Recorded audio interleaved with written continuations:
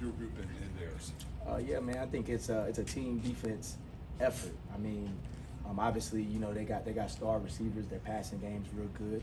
The quarterback is just as much as part of that as anybody. So, yeah, that's a matchup within the matchup. But it's team defense, man. It's our whole defense versus their whole offense. Like, just focus on the pass game.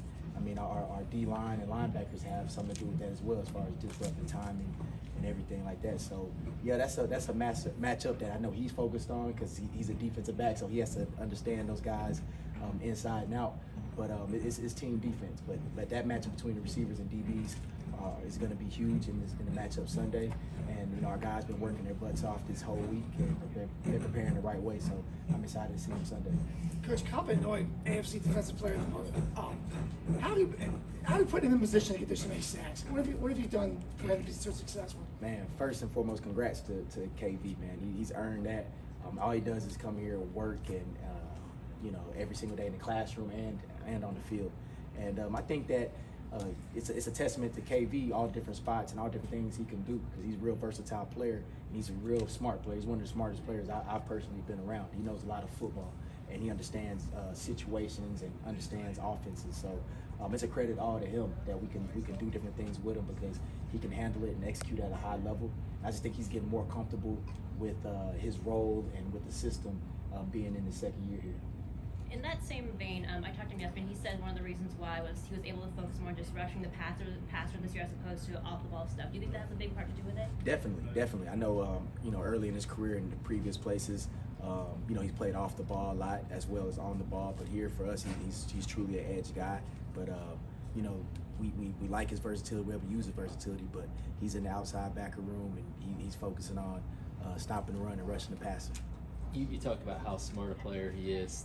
How often does he come to you with ideas about, you know, what the defense should be doing? Now, he definitely comes with ideas, man, and that's what you appreciate about KB. We encourage that with our players, man. Like, it's a partnership. We want to make it work, and we say, you have a good idea, you know, bring it to us. And KB's one of the guys. He's definitely going to bring some ideas to the table, and they're pretty good ideas. So, you know, it's great conversations. We love those conversations with our players, because we ultimately. We just want to find the best thing to do to help us win, and that's what we do as coaches, and that's what how they feel as players. So it makes it easy. Obviously, tackling is always you know, something that you talk about and stress.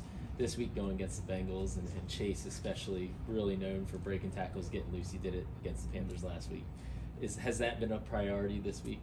Definitely. It's definitely a priority. Like you said, it's a priority every week, but we know who we're going against. We saw the play from last week. We've seen the plays over the years.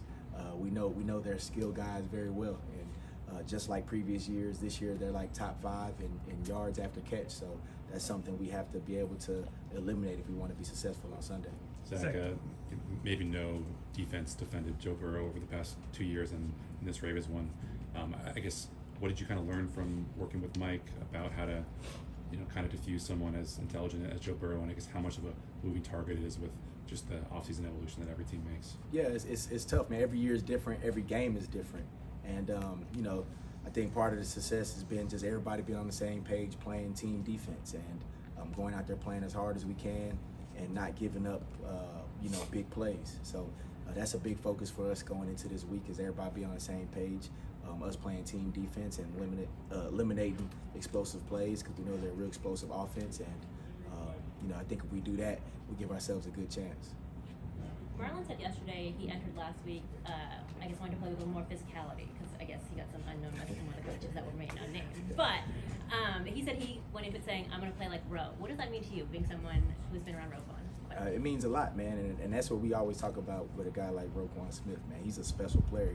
He's a special player, special human. He's a guy, his personality, his energy, his play is infectious on the field and off the field, and he inspires people. I think if you're a great player, you're a great person, you're gonna inspire people in different ways, and Ro has multiple ways of doing that. One is by just cutting on the film, and when guys cut on the film, you might think you're playing as hard as possible, and you might think that you're giving everything you got, but then you see a guy like Roquan, it's like, oh, it's different. So I think it's great that guys are trying to strive to play like him every single snap, and I think if we do that, we're gonna be fine.